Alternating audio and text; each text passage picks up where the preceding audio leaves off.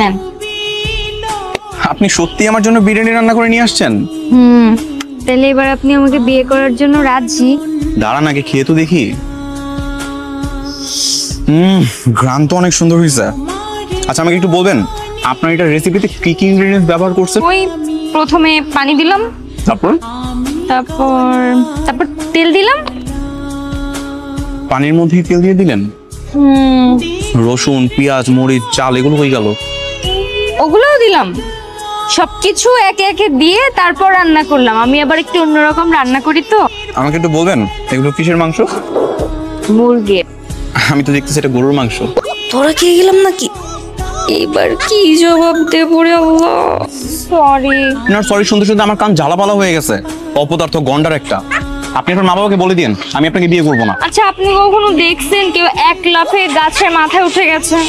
বাহ, কথা তো পটর পটর ভালোই বলতে পারেন। কথার মধ্যে জোর না দিয়ে কাজের মধ্যে জোর দেন, যেটা কাজে দিবে।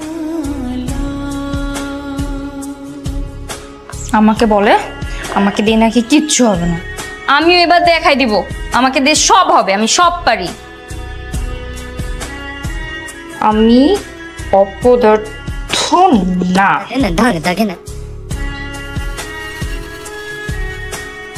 তাদের উঠতে হবে, আমার কত কাজ বাকি। এখান থেকে শুরু।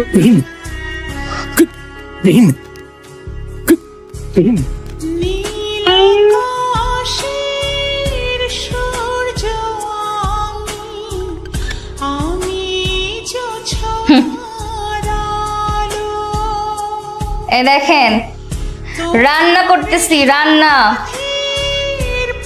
দেখছেন? আপনার আমাকে যতটা অপদার্থ মনে হয় আমি অতটা অপদার্থ না। আর এই অপদার্থ বলার জন্য আপনার আমাকে সরি বলতে হবে, দেখে নিন। ঠিক আছে, নিজে আগে সব কাজ ঠিকঠাক মতো গুছিয়ে করো, যদি দরকার পড়ে আমি নিশ্চয়ই সরি বলবো। ঠিক আছে, রেডি থাকেন। এখন আমাকে বিরক্ত করেন না কাজের সময়, বুঝছেন? রাখেন।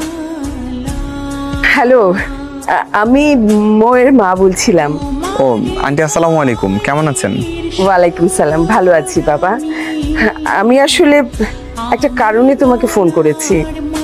আমার মৌ আসলে অনেক পরিবর্তিত হয়ে গেছে। এখন টুকটাক সব কাজ পারে, আর যেটুকু পারে না সেটুকু ও আস্তে আস্তে শিখে।